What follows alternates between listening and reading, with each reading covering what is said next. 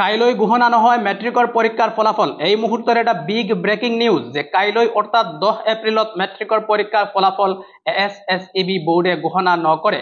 যদিও একাংশ news portal আৰু নিউজ চেনেলত কিছু মুহূৰ্ত পূৰ্বে খবৰ প্ৰকাশিত হৈছিল যে কাইলৈ দিনৰ 10 বজাতে মেট্ৰিকৰ পৰীক্ষাৰ ফলাফল দিয়া হ'ব বুলি, আনকি নিউজ লাইভতো এই খবৰটো প্ৰকাশিত হৈছিল। কিন্তু ইতিমধ্যে যেটো চূড়ান্ত খবৰ এইটো আহি পৰিছে যে মেট্ৰিকৰ পৰীক্ষাৰ ফলাফল কাইলৈ বোৰ্ডে ঘোষণা নকৰে।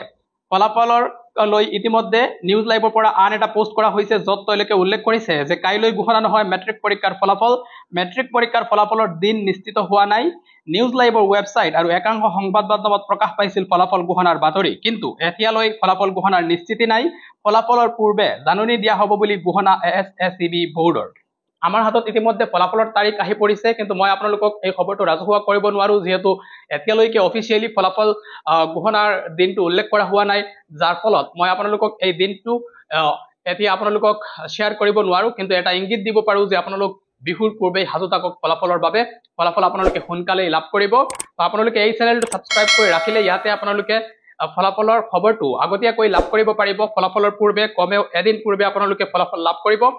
তো আপোনালোকক জাষ্ট আৰু এটা হিণ্ট দিব বিচাৰো যে আপোনালোক কাইলৈ নহলে, কাইলৈ যিহেতু ফলাফল নিদিয়ে, কিন্তু আপোনালোকে ইয়াৰ পিছৰ দিন ৱেইট কৰিব পাৰে ফলাফলৰ বাবে। তো আপোনালোকক মই যেতিয়া খবৰটো আপোনালোকৰ অফিচিয়েলি এনাউন্স হৈ যাব লগে লগে আপোনালোকক মই এইটো জনাই দিম একেবাৰে শিওৰ হৈ। তো এতিয়ালৈকে যিহেতু অফিচিয়েলি এনাউন্স হোৱা নাই, যাৰ ফলতে মই তাৰিখটো জনাৰ পিছতো আপোনালোকক শ্বেয়াৰ কৰিব নোৱাৰো।